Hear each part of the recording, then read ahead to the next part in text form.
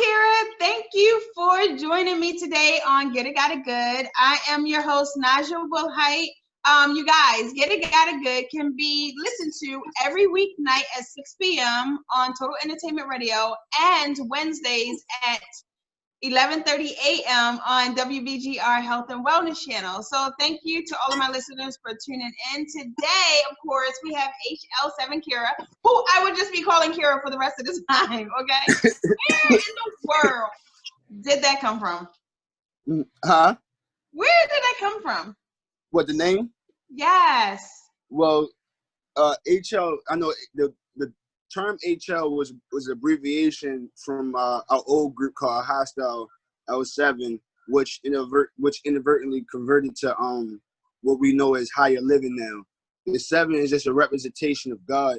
You know, 7 being the number of completion, G being representation of God in the supreme alphabet. The big God being the one who is the creator of the heavens and the earth, and the little God being us, the cultivators of it. You feel me? So it's a deeper meaning to it. And then Kira is Japanese. So do you like anime? A lot of anime stuff? I love anime. Anime is really one of the biggest influences to my music. So music-wise, I had the benefit of watching you and Amo Green, right? Yes. Perform, and that was extremely, like, we enjoyed it. Me and my girl Sharon, shout out Sharon, went and we enjoyed that performance. How did that even come about? You as a performer and as well as with the group. Well, crazy part is my manager. I was in DC. I was in DC when this ironically happened. My manager called me. It was like, hey, Kira, did you forget we got a meeting with the band Amo Green today? Now, he was talking to me about the band for a while, but we wasn't able to sit down with him because I was busy working on my upcoming album and doing shows and stuff. So ironically, I was in DC doing the event. So he was like, hey, today's the meeting day for Amo Green. We can't miss this. And I was like, okay, bet. So I was like, I'm shooting my way down there right now. So I drove like maybe an hour and some change from DC, because I was deep in DC. Hours and change from DC all the way back to Baltimore so I could be able to meet up with Amo Green. My manager, ironically, was funny, right? Because he was trying to hold them all, saying all these good things for about an hour and a half. And the band like, hey, so where's these artists that you're talking about that? And then like I had pulled up and they was like, okay. He's like, hey, he's here, man. He's here. He's finally here. So I jump in the meeting with him. I'm like, hey, how y'all doing? It was like this and that. Everybody introduced themselves. Then after that, they started playing some music. They was like, show us what you're about. They played the song. I rapped on it for maybe 20 minutes. They was like, man, let's work together. And that's how it started. So as an artist, how would you describe yourself? Because truly, I didn't expect what I heard, but I loved it. Okay.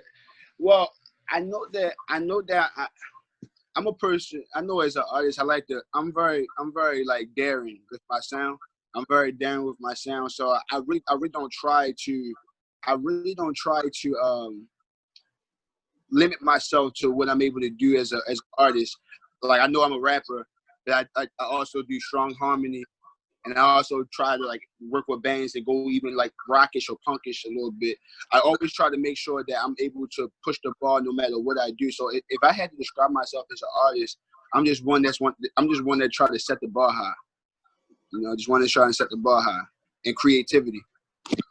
Awesome. So where are you from? Are you from DC? No, I'm actually from Baltimore. You're from Baltimore? Okay. No, because you just happened to be in DC and had to come all the way back to Baltimore for the meeting.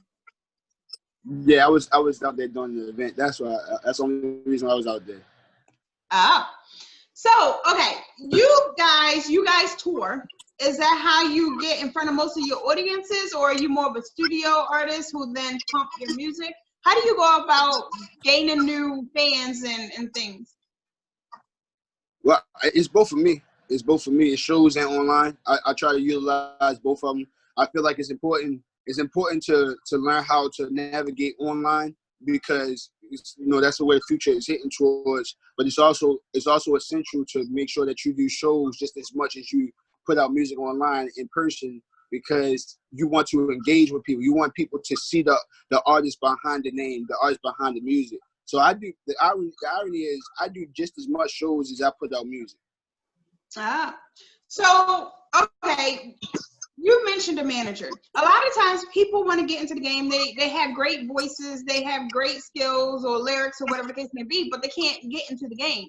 How did you get into the game? And then where did the manager come part of that? Well, I actually been doing this. I've been doing this for the longest by myself. The irony is my manager, he used to be a part of my old band that I was a part of back in the day called Ninja Juice. He actually left the band so he can be able to go to school for management and all that stuff. But in the meantime, while he was gone, I was doing everything myself. Going to shows, booking my own shows, reaching out to people, distributing my music and everything by myself. I did a lot of stuff by myself. When he came along and the things that he told me he can offer, it was perfect, because it takes a lot off your shoulders. The key to like understanding this music itself and how the industry is, it's not about what you know, it's honestly about who you know. So at the beginning, the onset, being new in the game and doing everything yourself, how did you navigate it then? How did you figure out what to do, what not to do? Just watching some of the people that was already established. Watching people like Wiz Khalifa, watching people like Kendrick Lamar, watching people like J. Cole, Chance the Rapper. Chance the Rapper is a great example. I watched them. I learned how they navigate, and I innovate off of their ways. Oh, awesome. And then, okay, so when you did get a manager, you said it took a lot of pressure and weight off of your shoulders. How did you decide that he was the right person to work with for you? Because when he got me with Ammo Green and he booked a couple of our events, and like I seen the reception where it was going at, I was like, I'm gonna give you a chance. You feel me? Plus, another thing is because I knew him from before, and I knew how dedicated he was to his work. I was like, I'm gonna give him a chance. You feel me? So after we got the first couple of events booked with Ammo Green, I was like, okay, I like it. All right, we can sit down. We can talk about this management deal. We can talk about this management deal. And that's when I kind of decided signed on to hire my management. So these events with Ammo Green, you still do solo stuff and events with Ammo Green, or have you completely fused? Oh, so you do still do both? Yeah, I do both. That's a lot of work. It is. It is. It was very tiresome, but it's very rewarding. So how do you balance that? Just whatever fits on the schedule, that's where you're going to go? Or do they have to take precedence because it's a whole group effort? Well, I try to make sure that, like, usually a lot of the solo events, I can easily get done. No matter what it is. But if anything's coming up with Ammo Green, I make sure that things with Ammo Green is done, like, as far as practices and everything. I make sure all that stuff is done is like first. That's like the essential, because it's more work that got to go into performing with Ammo Green, because Ammo Green sets is usually our sets with Ammo Green is probably like 45 minutes to an hour, probably more. You feel me? So I got to make sure that I get things done with Ammo Green. By myself, I can do anything by myself. Yeah, but I'm working with a team when I'm with Ammo Green. Yeah, exactly. Mm-hmm. You gotta make sure everything fits and flows. So what does that look like? Because a lot of people don't know what a rehearsal schedule looks like and what that entails and how much work goes into it. So what does that look like? Well, it's like, now granted, Dustin, which is my guitarist, and Dylan, which is the percussionist, they are the ones who kind of like set the meetings down. And they the ones, and Dustin is kind of the lead of what we need to go over for his music, Now, granted, it's a collaborative effort, because we all intake we all put out intake and things that we need to do for the band to make it sound better, to gravitate people's attention. But usually Dustin and Dylan is the ones who navigates that. Well, they usually come up with a time, how long the practice is going to be, how much we need to do, how many songs we need to do. Also brainstorm on what shows we got to prepare for, what's the essential shows and what shows we can put on the back burner, which we don't usually try to do, put anything on the back burner. But we try to make sure the essential shows is done. During practice, after practice, we in group texts, we make sure that everybody is up to date with everything that's going on. It's constant. It's constant, definitely. I see my world. I come from dance. I was a background dancer, a backup dancer. So I know the rehearsal schedules and how grueling it can be, and especially the closer you get to performance time. So what type of venues and events do you guys perform at? It's crazy because the first event, it depends. It honestly depends.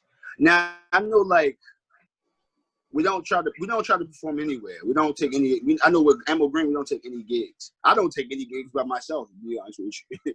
But it all depends. It could be opening up. It could be from doing our own events to opening up from people on bigger stages. It all depends. It all depends. But we don't do like any grueling, hard events where we in the backwoods or somewhere. Nah, we make sure that we play according, because we know what we worth. And I don't want, plus as the lead vocalist, I don't want the band to feel like they need to perform anywhere to get people's attention or to spread their music, because I feel like they're worth more than that. Mm-hmm. Absolutely, and they're a talented group of guys. Like, I really enjoyed it. So knowing your worth, a lot of artists say, "I'm better than this. I'm good. I'm worth this amount or that amount," and they're just starting out. So how do you balance just starting out and getting your face and your sound known? Did you go and do stuff for free in order just to get that recognition first, and then say, okay, I'm going to pull back and start charging people? How did that work? Yeah, you gotta start somewhere. I started doing open mics. You feel me? And to this day, I still. It's crazy because by me being so supportive and everything to people, I made sure that I still support some of the people's open mics. Just to show love and everything. I first started. It's funny. I'm not sure if y'all know the names of the people I'm about to name, but like Conduani Fidel, the poet / author, Just Hilarious, Desi Alexander, who else? Sir Alex, Poetic Reese. We all started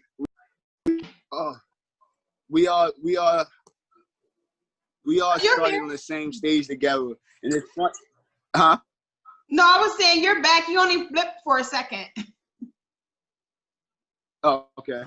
Yeah, and we all started the same stages together, open mics, just doing open mics, doing free comedy events, free poetry events. It's funny, like, people don't even know, like, I be having people tell me, like, yeah, it's crazy, Just Hilarious, it's funny. It's crazy because, like, bro, like, me and her used to be on the same stage. Her friend Desi Alexander is my bro. Like we all started. We went to Apollo and shit like that, bro. Like, it's funny. Like, we all started like just at the same pace. You feel me?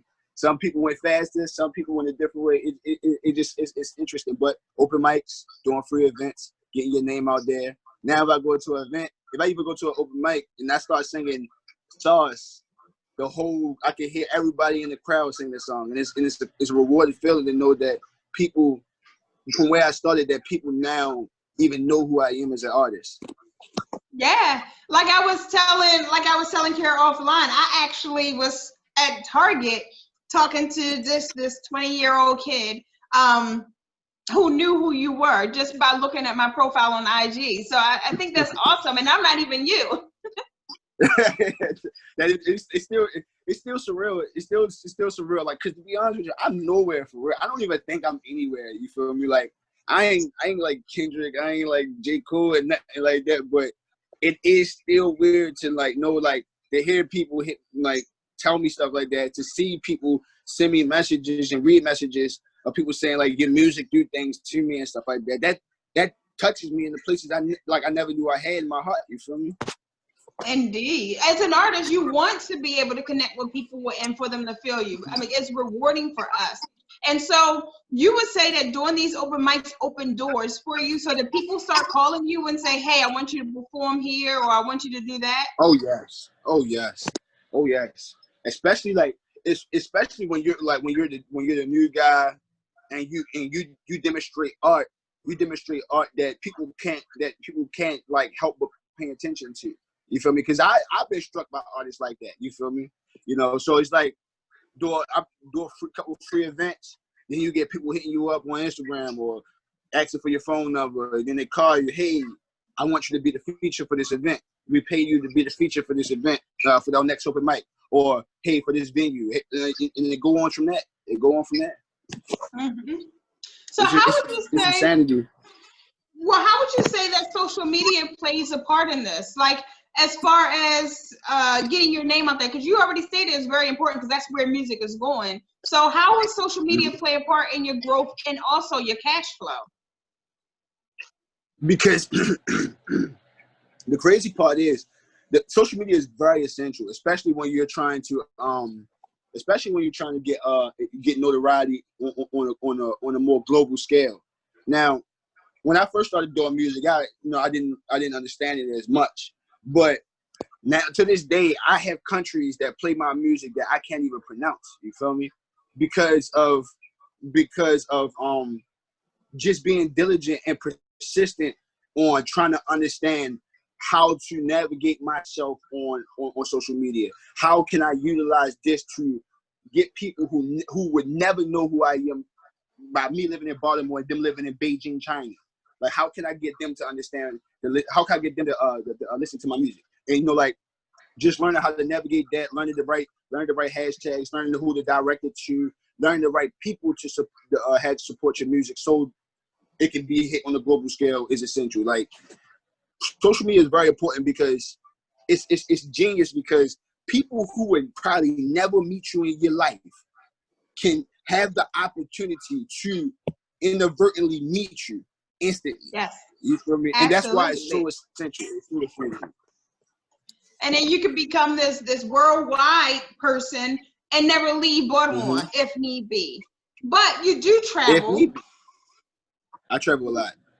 So how does that work out when you're just starting out? Because it can get expensive, and I know you got to pay or invest in yourself first, as far as get your name out, marketing, traveling, things like that. Once you start getting paid for venues for you to come in, do they also provide travel expenses? How does that work? It all depends. It all depends on who you working with. How y'all, whatever agreements you guys got set up, or any contracts that you guys even have brought to the table. But usually, like when I was traveling, I didn't really pay that much for myself because a lot of times wherever I was going, that was paying for me. Like when I went to California, my first time doing a show and doing anything in California and meeting up with a label, I didn't pay for nothing. Mind you, I never went to California a day of my life until that day. You feel me? So they paid for the flight. They paid for me to stay at a 4-star hotel. They paid for transportation. They paid. I was there for a while. Man. But it showed me that like when you're doing business with when you're doing business on a professional level, these are things and essentials that have to be taken care of for the artist. You feel me? Sometimes like you do it yourself, but like especially when you're doing like when you funding the self tour. But at that time, like it becomes when you're gonna get funded by people to do that stuff that believes in your vision, that want to bank off your vision. You feel me? But it all depends on how you're going about it as an artist. It just depends on how you're going about it as an artist and the team that you have behind you, if you have a team. Most definitely. So then what's next? What do you see your future as a independent, as a group, as both? How you plan to expand? I want to be independent with partnerships. I'm not sure if I want to ever sign to anybody. I'm not sure if I ever want to sign to anybody. If I did, I probably want to sign like the Dreamville or TDE. But outside of that, I don't think I really want to sign to anybody. I want to stay independent. I want to stay my own individual entity. But I wouldn't mind partnerships with like Apple or Spotify or SoundCloud and Tidal and stuff like that. Rock Nation. I wouldn't mind having partnerships, but I don't want to be tied down to nobody or signed to under nobody, because I want to make sure that I retain a lot of my individuality as a businessman and an artist. So creative control. Yes, most definitely.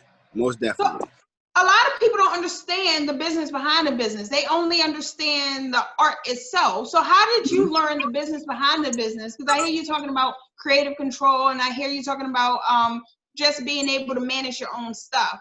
So how did you learn the business part of it? The crazy part is I started when I was young.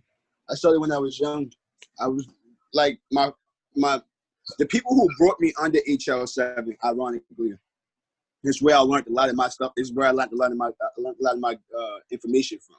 And from there, I went on to study myself. You feel me?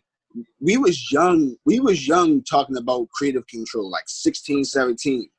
We were 16, 17 talking about creative control and not signing and all that stuff. Like even when I flew to California, I went there to meet up with a label, you know, a really big label. You feel me? I won't say the label name is because it's irrelevant now, you know. But they offered me a $530,000 contract. You feel me? And like majority of people probably would have took it because it's like, oh, it's $530,000. You feel me? You get it. They front you $530,000. But the problem with it was, for me, I thought I was like, wait, that's way too cheap. Second of all, it's like the things that entitled in the contract allowed them to dictate what I need to make out for them. Also, I also understood that if you sign a contract, they may be the money to front you, but if they front me $530,000 and then they put $1.2 million into my campaign, that means that I'm in debt to the company, like, you know, almost $1 million. You feel me? So I'm sitting here like, nah, bro, like, I'm not doing that. Why would I do that? You feel me? Like, why would I put myself in that position? And another thing to also take into consideration is that the term selling your soul, you know, I know people talk about Illuminati and all that stuff and all that junk. The term selling your soul is selling your dignity for a piece of money, like for $1. It's selling your dignity. Like, if I'm a conscious artist and I sign a contract where I allow them to have creative control and they tell me to make ass-shaking music, forgive my language, then I'm selling myself short. I'm selling my soul, because that's a complete contradiction of who I am as an artist. You feel me? I uplift queens. I uplift kings. You feel me? I talk about world peace. I talk about unity. I talk about the problems of the world that people don't want to acknowledge. The last thing I'm talking about is a woman to gyrate herself somewhere and all that stuff. You feel me? Like, I'm not making twerk music in the club. You know, I'm not saying it's a bad thing. You know, to each his own, and we need that kind of music because people like to have fun music, but that's not the music I make. So that's awesome, because a lot of artists don't even realize that that is a real thing. And the other part of that is because they don't read contracts. Who was in your life early on that say, okay, girl, you got to read the contract. You got to know what it means. You got to analyze it and see how that is going to affect you in the future. You got to know something about money to realize a debt versus an asset. Who taught you those things? My mom. My mom is always in my corner. My mom always been in my corner. She's the apple of my eye. She's my goddess. She taught me a lot of things. Even when I went to California, ironically, she was already down there for her birthday. Not for her birthday, for her friend's birthday. And when I told her that I was actually getting flown in California, she was like, hey, meet up with me and we going to do this together. I was like, most definitely. I already knew a lot at the time, but my mom was just reassurance to know that what I'm thinking was correct. You feel me? Absolutely. And that's awesome, because you do have somebody in your corner like that. What would the advice be for somebody who don't have somebody in the corner who have taught them these things? Take your time. Definitely take your time. Everything Everything is about timing. You feel me? And patience. Just have an abominable a level of patience. Because one thing I know this with artists is that money and fame is the biggest reason why they jump to every opportunity they get. I remember Uzi Vert was signing the deal with DJ Drama that was really horrible. You feel me? Now, granted, I can't say that Uzi Vert's reasons probably was because of fame or money, but you want to take that, you want to use that as a theoretical possibility. You feel me? Okay. Oh dang! Like these kids, a lot of these artists a lot of the artists that y'all used to listen to now, y'all probably not hearing now because those guys signed contracts that just burnt them out. They just burnt them out. You feel me?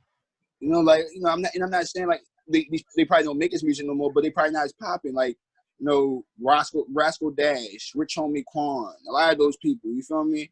Like you don't hear these guys no more. Trinidad James probably signed a contract to make this song and all that stuff, burnt them out and all that stuff, and he don't even make no more hits no more. You feel me? So you want to take your time, you want to be patient, and you want to analyze everything that's around your life and that you want to introduce into your life. So would you say if I am an artist and I'm creating music and it's like underground or to my different markets that already know me, and then I go and sign a contract, they can shelf me and I can't release any music, and therefore my fans are like, what happened to them? Is that what happens?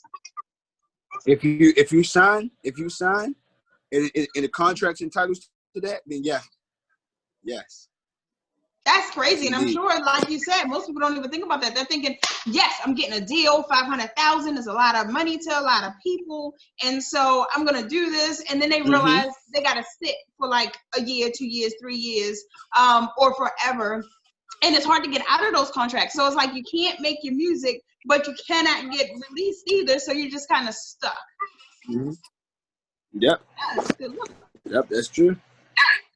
That's crazy. So I definitely respect somebody like you who says, okay, look, I know what I'm worth and I know what my fans like and I know what I create and I'm going to do this on my own terms. Everybody doesn't have that tenacity though. Or want that creative control. So what would you say to an artist that says, look, I don't care. I just want that quick check. Would you call that a sellout or would you say to each his own again? Teach his own, but I will also just throw a piece of advice,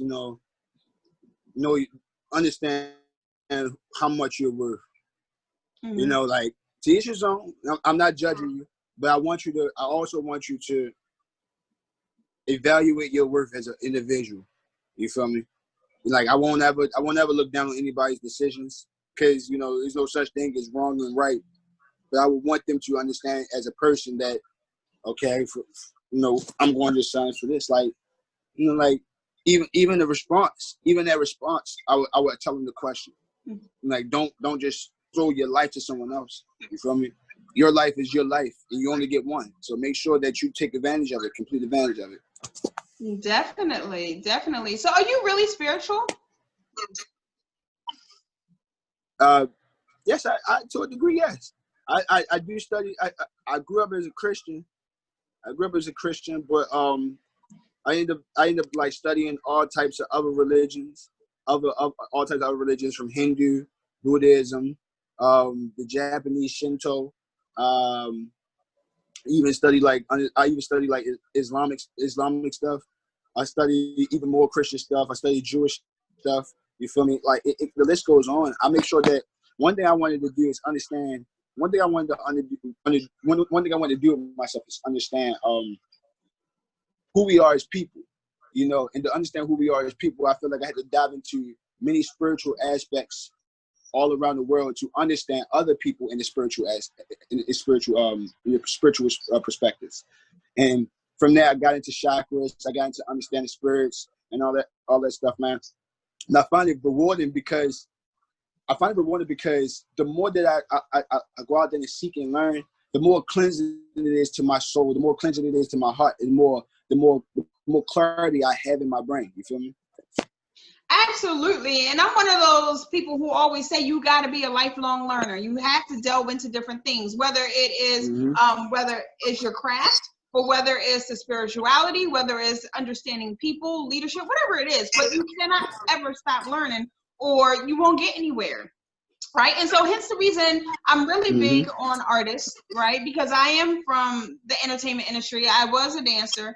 So I found that a lot of artists are kind of stagnant because they don't do the continuing education as it is. And hence the reason I am a strong proponent of ESTA, the Entrepreneurship School for the Artists, where it teaches the different things, whether it's networking or learning contracts, learning the difference between debts and assets, and learning the things that you've spoken about that people don't have somebody in their life to teach them. So definitely got to have somebody in your corner.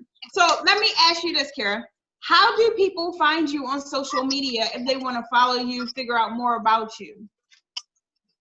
Just follow me everywhere at HLVII Kira. That's HLVII-KIRA. That's HLVII-KIRA. So that's HL and then the Roman numeral 7, and then it's Kira. And you put that in Google, put that in Spotify, Apple Music, Tidal, Amazon Music, Google Play, Pandora, SoundCloud, anywhere you will find me. Now, what are you working on now that we're kind of like quarantined and, you know, the world has kind of slowed or stopped? And so how are you using this time to your advantage? I'm actually, it's funny because I've actually been talking to people all day about it. I've been working on my new album called Ramona. It's called Ramona. I've been working on this album. I've been working on this album for the last year. You know, like I was working on it ironically simultaneously with another CD I was working on at the same time. But I put this one, I was doing this one, you know, like periodically, you feel me? I wasn't really doing it as much as I should have. But I got into doing it more towards the end of like 2019, beginning of 2020. And I put out the art. I put out the art for it, and I was really surprised at the reception people are giving it. But I'm really working on this album, man. It's going to be dope. I think it's going to be one of my favorite body of work that I have done, because I'm going to be talking about a lot of topics. People will be learning a lot about me as a child to who I became today. So that's going to be interesting. Most definitely. And I find that a lot of high achievers, a lot of artists are using this time to their advantage. It's definitely a great time to promote, push your brand, push your image, push things, because people are home. And so they need the entertainment. So I definitely support you in what you're doing. I am a fan, as I said before. I appreciate your time on getting it on here. I know it was a little bit rocky to figure out this new platform for a lot of people. So definitely, you guys, to follow Kira, go to HL, the Roman numeral 7, KIRA on social media platforms. To follow Get It Got It Good is Get It Got It Good G3 on all platforms. You can catch this episode on WBGR Health and Wellness Channel, as well as Total Entertainment Radio, where you listen every day, weekdays, 6 p.m. or 11:30 a.m. on WBGR. You can find previous episodes of Get It Got It Good on YouTube. Just put in Get It Got It Good G3 in a search and it'll come up. You guys, so definitely want to take a moment to shout out my sponsors, which is One Man Sharpens Another, Merlin Prep Academy, Dance Solutions Youth Outreach, Mission Dance Works, and Nail Fetish Boutique and Salon, which is in East Baltimore. And she says she can't wait to get back to work with you guys after all of this shuts down or reopens, I should say. So thank you once again for joining me, Kira. This is not the end. We will see each other in the future. You guys won a contest really quick. You guys won a contest the last time I seen you. Yes, ma'am. Yes, ma'am. Now that was with Wasted Management and Too Stylish Entertainment, correct? Yes, yes, ma'am. So I know that tour has kind of been postponed because of what's going on. Are you excited about that? I'm excited to see where it takes us. I'm excited. I'm excited to work with these guys and potentially build with these guys if need be. If God so designs it to. Exactly. That's all you can do, right? Yeah. So once again, I thank you for your time. I'm not going to hold you any longer. I know we're going to use this for our advantage and productivity. And I cannot wait to hear the new music. Thank you so much. You enjoy the rest of this pretty day. You too. You have a blessed one, okay? Thanks. Later.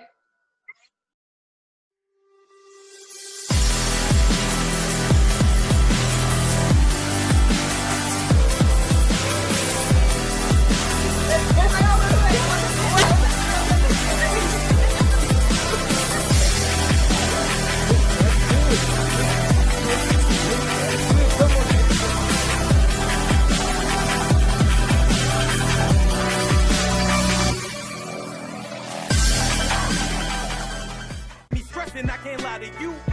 And like we take the good with the bad.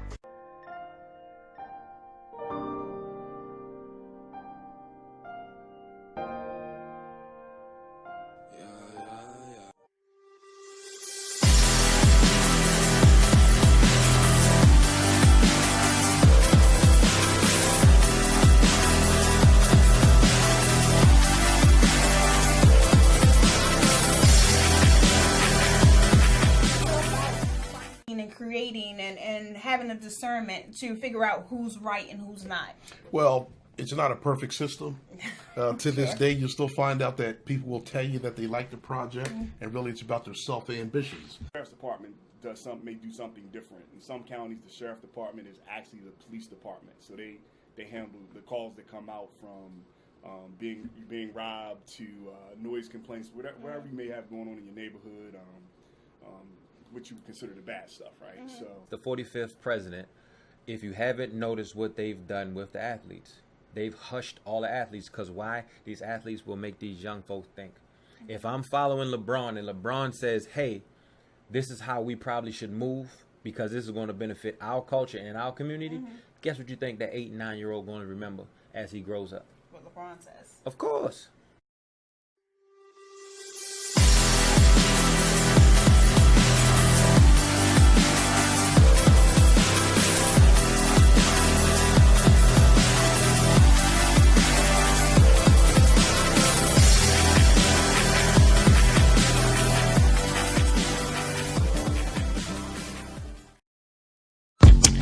Research suggests that close to 50% of all small businesses go out of business in their first 2 years. Don't let that be you. Join That's My Network LLC today. Here at That's My Network, we strive to help businesses build their brand by offering connections to multiple marketing streams, including promotion across a social media platform that has a growing following of 50,000 nationwide.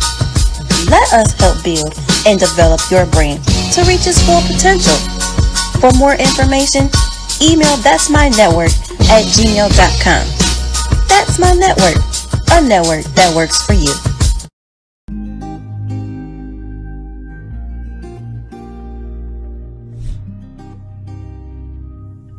Welcome to TLO. If you know, you know.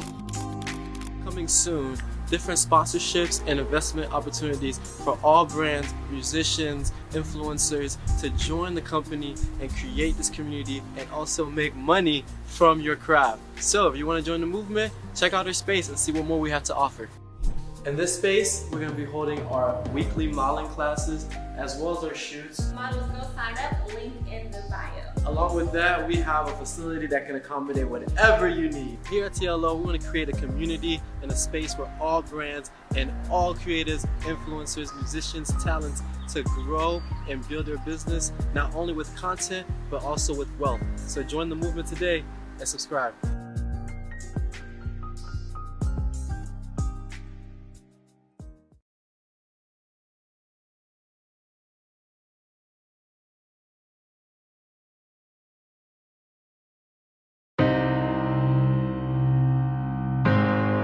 Cause all I ever wanted, cause all I ever wanted was love, love, love. And all we ever wanted was love, love, love. That's all I ever wanted. Little black boy with a big heart, Mama took me out the hood, but got my street smarts. Always had soul in my voice, that's the good part. And had a little sugar in my tank, that's the kickstart. Guess I always knew that this life would never be meant for me, cause people like to indulge and they hate spreading their misery. I just kept it pushing, no time for negative energy. If we all got children, how the fuck is you better than me? Gave it up to God, cause something in me just ain't sit right. Trying to match up two puzzle pieces that just don't fit right. Cause the only one could judge me is the man from up above. So can't nobody tell me how to live and who to love. Cause my love flow like fluid, y'all too scared to get your feet wet. I refuse to let niggas stop me from what I'm destined. They label me as gay and try to tell me that I'm less than. I'ma prove them wrong and keep these niggas second guessing. So I'ma keep on grinding till they cut the lights out and make these niggas wish they kept my name about their mouth. It's a cold, cold world and I'm tired of being hurt. You done played with fire, now you about to get burnt. Cause shit get way too real with the world on your shoulders. Mama said I told you, I'm just trying to do what I'm supposed to. Trying to turn my dreams into moments. Got me praying, wishing and hoping. Left, and all we ever wanted was left.